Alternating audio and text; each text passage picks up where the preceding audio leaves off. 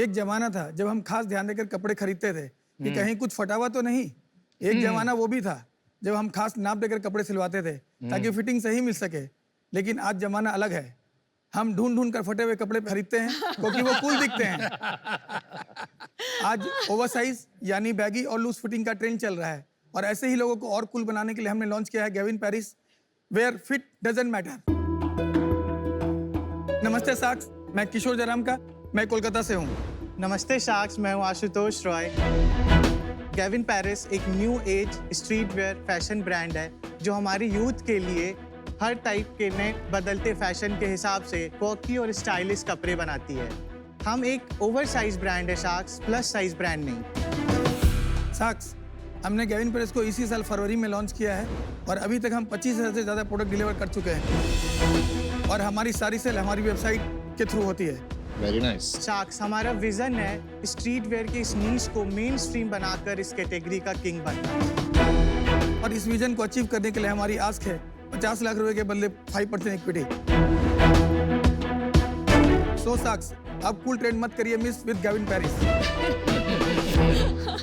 Kishore, Ashutosh, welcome to Shark Tank India season 2। Thank you sir. इस area में कैसे घुसे?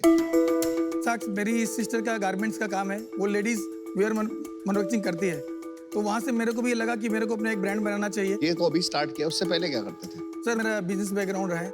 किस चीज का बिजनेस? मेरा पैकेज ड्रिंकिंग वाटर का मैन्युफैक्चरिंग प्लांट है। और अभी वो बिजनेस चल रहा है, बंद हो गया? जी सर, चल रहा है। कौन चला रहा है वो बिजनेस? वो हमारा फैमिली बिजनेस है, मेरे छोटे भाई है वो देखते हैं। ये हमारा 15 साल पुराना बिजनेस है। आपकी एज क्या है? 40 ईयर्स। और आप एक दूसरे को कैसे जानते हैं और आपका क्या बैकग्राउंड है? मैं एक फैमिली फ्रेंड के थ्रू आशुतोष से मिला था। Is CTO of our company.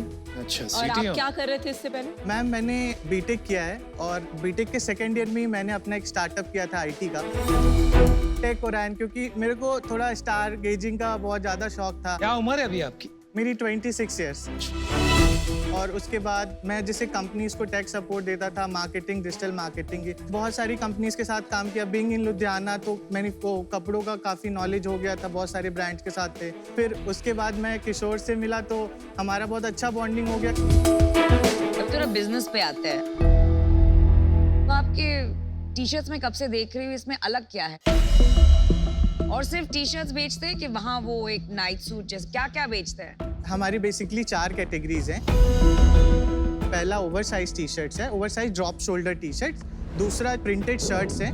तीसरा कोऑर्ड सेट्स हैं एंड चौथा पोलो टी शर्ट्स हैं। ओके। ये आपका ब्रांड नेम गैविन पेरिस क्यों है? आजकल तो यंग लोगों को चाहिए कि इंडियन ब्रांड्स को प्रमोट करें, तो अब इस 2022 में आप गैविन पेरिस क्यों रखोगे?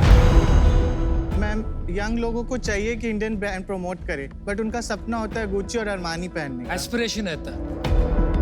अब एक चीज बताओ, मेरे को ये आपके डिजाइन तो बहुत अच्छे लगे।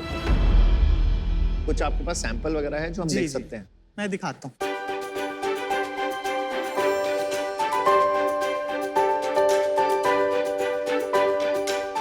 ये शर्ट है, अच्छा, स्नेक प्रिंट।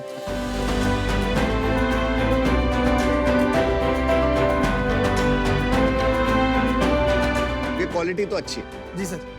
बहुत अच्छी। कितने GSM का रेट है? 180 GSM। 180 GSM। Bio wash. Bio wash. और इसका प्राइस क्या होता है? रिटेल कितने में होती है? सर, हम 599 में बेचते हैं। डन। यार बॉस, आपकी क्वालिटी में तो अच्छे हैं। और ये क्योंकि जो हमने सारा क्वालिटी कंट्रोल अपने हाथ में रखा है और सारा ये हम कलकत्ता में करते हैं। कितने का है ये? मैम, ये 650 रुपीज ओनली। प्राइस के लिए बहुत अव्वल क्वालिटी है, पर आपकी ब्रांड सेंस नहीं समझ रही। एक चीज मैं पूछना चाहता हूँ, आजकल ये मेरे ऑफिस में भी सारे जो यंगस्टर्स हैं सब ये ओवरसाइज टी शर्ट पहनते हैं, बट ये कभी कभी क्या होता है ना, इनका बहुत जल्दी मूड चेंज हो जाता है।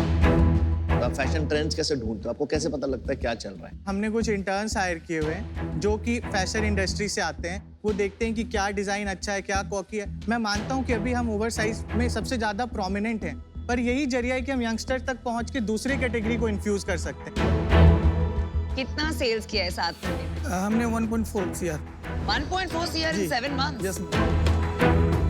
और वो भी केवल अपनी वेबसाइट से? जी जी और ये वेबसाइट पे मार्केटिंग आप करते हैं? जी जी जी। धंधा तो आप भी चलाते हैं प्रैक्टिकली? नहीं, हम दोनों मिलके चला रहे हैं। कितना पैसा बचता है? 60% ग्रॉस मार्जिन है। 1.4 करोड़ में घर में कितना बचा है ये बता। 18% हमारा प्रॉफिट। 28 लाख रुपया बचा। पिछले 3 महीने के सेल नंबर बताएंगे? हाँ, लास्ट मंथ के 25, उसके पहले 22 एंड उसके पहले 19, एंड एवरेज ऑर्डर वैल्यू से नीचे तक का बताइए। 950। हाँ, और फिर खर्चे बताइए, यूनिट इकोनॉमिक्स। एक टी शर्ट का हमारा बनाने का कॉस्ट 200 रुपीज है और acquisition cost 100 and average shipping cost 84। And GST होगा ना एक। हाँ, जीएसटी 5%। कितने में बेची टी शर्ट? 200 रुपए जिसमें बनाई, कितने की टी शर्ट थी वो? 650 की। 650। 650 की थी। पर टी शर्ट आपके 200 रुपए टैक्स बच जाते हैं। जी और सारा आपका जो सेल है सारी अपनी D2C साइट पे। जी जी सर। जी तो सारी- D2C में आप ट्रैफिक जनरेशन के लिए पैसे खर्चते होगे। हाँ, बिल्कुल। तो कहाँ कौन सा आपका Facebook- सोर्स ऑफ वो क्या है customer फेसबुक और acquisition? इंस्टाग्राम पे बेसिक मार्केटिंग हम लोग करते हैं और इंस्टाग्राम पे एग्जॉस्टिव मार्केटिंग करते हैं क्योंकि यंगस्टर जो हमें टारगेट करना है वो इंस्टाग्राम पे। और इंस्टाग्राम में फॉलोअर्स कितने हैं? अभी 115 के फॉलोअर्स हैं। 115,000 फॉलोअर आपके 6 महीने में। महीने में आप कितने मार्केटिंग पे स्पेंड कर रहे हो? 5 से 6 लाख के बीच में करते हैं। वाह, मतलब आप बहुत ही अमेजिंग मार्केटर हो भाई साहब। अभी आप 6 महीने हुए हैं तो अभी आपको अंदाजा नहीं होगा कि डेड स्टॉक कितना है, पर आपको कितना लगता है होगा? डेड स्टॉक होगा नहीं मैम, ऐसे नहीं होगा, सबका होता है ना। क्योंकि हमारे पास बेसिक टी शर्ट्स रेडी रहती हैं और जैसे और हम जितनी भी प्रिंट्स है उसकी मिनिमम क्वांटिटी प्रिंट करके रखते हैं। जैसे वो क्वांटिटी लो होती है हम उसको वापस रिफिल कर देते हैं। सभी शुरू में यही सोचते हैं, पर हर हफ्ते डिजाइन लॉन्च करने के लिए तो आपको अपने बजट में तो सोचना पड़ेगा कुछ। मैम हम ऑफर्स भी चलाते हैं, जैसे बाई 3 गेट 1 फ्री। तो जो स्टॉक्स जैसे लास्ट में कुछ टी शर्ट बच गई 50, 100, 150, तो वो हम ऑफर्स के साथ निकाल देते हैं, तो डेड स्टॉक 0 हो जाता है। आपका जो टारगेट मार्केट है, ये एज ग्रुप क्या है? 18 से 24 के बीच में अच्छा। वो खरीदते हैं और जो कुछ सेल्स जो 25% सेल है वो 24 से 34 के बीच में भी आता है। और मेल और फीमेल का क्या स्प्लिट है? सर अभी फिलहाल मेल का 90% है और फीमेल का 10% है। इसमें सबसे ज्यादा प्रॉब्लम क्या आ रही है आपको इस इंडस्ट्री में आज की डेट में? आप देखो हमने जितना सेल्स किया है ना वो 13 स्टेट्स हमने नहीं किया सेल्स, क्योंकि जो नॉर्थ ईस्ट के 8 स्टेट है ना वहाँ डिलीवरीज के बहुत इश्यूज हैं। हमें उसके लिए गाइडेंस चाहिए। जो पहला इशू हम फेस करते हैं, हमें लगा कि अगर हमारे पास और फंड्स होंगे तो हम एक डिलीवरी सेंटर बनाएंगे। अभी हमारा जो डिस्पैच टाइम है वो 24 आवर्स का है और मेट्रो सिटी में हम 24 से 48 आवर में डिलीवर कर देते हैं अपना प्रोडक्ट। इक्विटी कैसे स्प्लिट है आपकी? हमारी इक्विटी 100% मेरे पास में है। वही मिला तो मुझे। कमीशन मॉडल पे है, बट वही हम लगा। आगे चल के कंपनी रजिस्टर्ड करेंगे और फिर इक्विटी पे डिस्कस करेंगे। फिर कितना इक्विटी दोगे आप? फिर हम डिस्कस करेंगे बैठ के। नहीं, ये ऐसे थोड़ी आते हैं शार्क टैंक के भाई साहब। इसके बिना मैं एक कदम आगे नहीं रखूंगा, एक सवाल नहीं पूछूंगा। ऐसे हमारे में वर्बल जो डिस्कशन हुआ तो 10% इक्विटी का हुआ था। 10% इनको, 90% आप। जी जी आप अपनी टेक कंपनी अभी भी चलाते हैं और बाकी लोगों को सर्विसेज देते हैं? नहीं अभी आप? नहीं सर अभी नहीं तो कर रहा आपने हूँ। बिना इक्विटी डिस्कस करे अपने काम चालू कर दिया? 10% तो कर लिया था डिस्कशन आप साहब। उस पे सेटिस्फाइड थे 10% पे? जी साहब, क्योंकि इसको बहुत बड़ा बनाना है। 10% बहुत है। मैंने कोई इन्वेस्टमेंट नहीं किया है साहब, तो मेरे लिए 10%। आपने कितना इन्वेस्टमेंट किया? 50 लाख रुपए। 50 लाख में 90% कंपनी इनके पास है, आप 10% लेके खुश हैं। जी कमीशन, आपने बोला कमीशन लेते हैं आप इनसे? जी हाँ। क्या कमीशन है, क्या सर अरेंजमेंट है? साक्ष हमने जैसे कि अभी तो प्रोप्राइटरशिप थी तो इक्विटी का कोई मतलब था नहीं। हाँ। तो हमने सेल्स पर प्रोडक्ट कर लिया। कितना लेते हैं आप? मैं 25 रुपीज लेता हूँ 25 रुपए पर सेल। पर प्रोडक्ट। अब पार्टनर का हुए, आपने तो एक रॉयल्टी डील कर ली सर इनके साथ। जब कंपनी रजिस्टर्ड करेंगे तो फिर वो इक्विटी में कन्वर्ट हो जाएगी। आशुतोष, सैलरी तो ये देते नहीं है, जी। 25 रुपए कमीशन देते हैं, तो महीने का कितना कमा लेते हैं? अभी 1 लाख रुपए तक कमा लेता हूँ। यार आप है ना बहुत मासूम लगते हो मुझे, और आप कुछ ज्यादा ही स्मार्ट लग रहे हो मुझे। नहीं सर, ऐसी कोई बात नहीं है। ऐसा लग रहा है बच्चे को लूट लिया सच में। भाई ये थोड़ी नाइंसाफी हो रही है, मुझे लग रहा है। वो चलो हम ठीक करेंगे, लेकिन अभी आगे जाके आपका इरादा है इनको 10% देने का, जी सर। और फिर सैलरी भी होगी कि क्या होगा? कुछ सैलरी भी होगी सर साथ में। कितनी सैलरी होगी? वो अभी हमने डिस्कस नहीं किया, हम डिस्कस कर लेंगे सर। कुछ आइडिया है? आप काफी अनप्रिपेयर्ड आए हो। शार्क टैंक में जब आते हैं ना लोग, तो इक्विटी स्ट्रक्चर क्लियर करके आते हैं, क्या करना है आगे क्लियर करके, तो बहुत ही बेसिक सी चीज पूछ रहे हैं हम लोग। मैं काफी एक्साइटेड था आपके नंबर्स देख के, लेकिन मेरा फैसला थोड़ा बन रहा है, तो मैं आपको बता देता हूँ। देखिए, 2 भाग हैं आपके बिजनेस में। एक है बैकएंड का प्रोडक्शन जो आप संभालते हैं, वैल्यू क्रिएशन का जो काम है, जो है टेक्नोलॉजी, मार्केटिंग और यूजर अंडरस्टैंडिंग, जो कि सबसे इंपॉर्टेंट है, और वैल्यू कैप्चर वहीं होता है ज्यादा करके, वो सारा आशुतोष देखता है। ठीक है, तो जो आदमी सारा वैल्यू क्रिएशन देखता है, आपने उनको कमीशन मॉडल पे रखा हुआ है, आगे जाके आपने कहा कि देखेंगे क्या सैलरी देंगे, क्लियर नहीं। इक्विटी सिर्फ 10% कंफर्म की है, क्या करना है वो भी क्लियर आंसर आपके पास नहीं है। जहां तक आप आ गए हो ना, ये चतुरता से आ गए। अगर बड़ा बिजनेस बनाना है तो उसमें लगती है सद्बुद्धि, क्लेवरनेस एंड विजडम। तो वो बात मुझे नहीं दिख रही है। जिस टाइप के आप डिसीजंस ले रहे हो और जवाब नहीं दे पा रहे हो, मेरे सिद्धांत के खिलाफ है। इसलिए मैं आज चाहूंगा, मैं ये चाहूंगा कि आशुतोष आप थोड़ा बैठे, अपना हक जमाएं और stand up for yourself, demand what you deserve. Good luck. ये बहुत ही क्लटर्ड मार्केट है, तो आई डोंट थिंक कि बियॉन्ड अ पॉइंट ये स्केल कर पाएगा, क्योंकि इतना बड़ा कोई यूएसपी भी नहीं है आपके पास। And for that reason I am out. आपको लगता है कि ये सही फेयर है इनके साथ 90 और 10 का स्प्लिट? साक्ष, अगर आपको लगता है गलत है तो हम इसको रिस्ट्रक्चर करने के आपको क्या तैयार हैं। लगता है? मुझे क्या लगता है, उससे फर्क नहीं पड़ता। Will make it 20। सारा जवाब तो ये दे रहे हैं आपके बिजनेस का।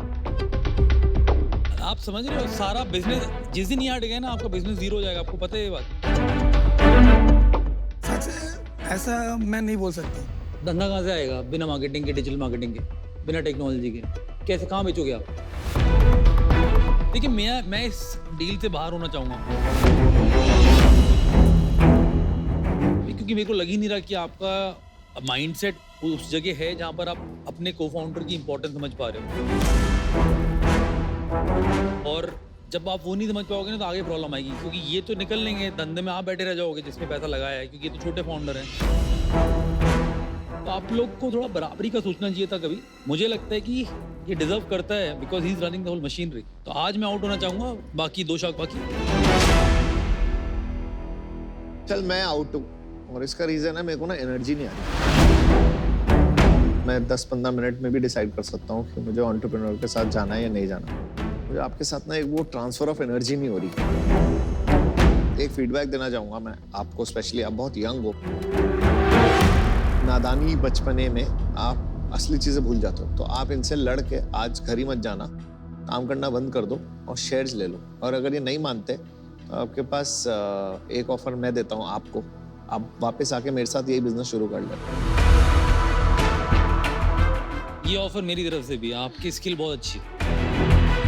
प्लीज अपने बारे में सोचो भाई, और आप इनके बारे में सोचो भाई।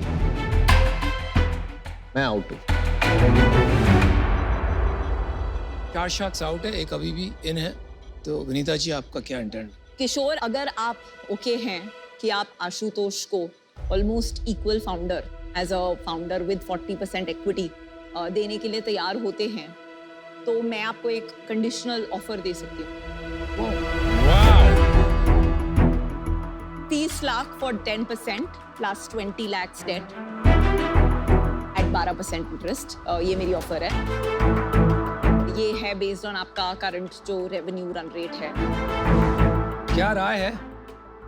एक मिनट डिस्कस कर लेते हैं। डिस्कशन क्या करना है वो तो हाँ ही कहेंगे आपको। इनसे डिसीजन तो आप जाके सोच सकते हैं।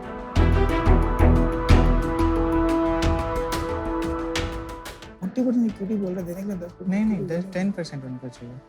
तुमको 40% बोल रहा मैंने कहा, और कोई मतलब नहीं था ना। विनीता, हाँ ये डिजिटल मार्केटिंग कंपनी है, हाँ ये फैशन कंपनी नहीं है। इनसे हाँ। कुछ भी बिकवा सकती है। Is a good guy for selling anything for your company all the best.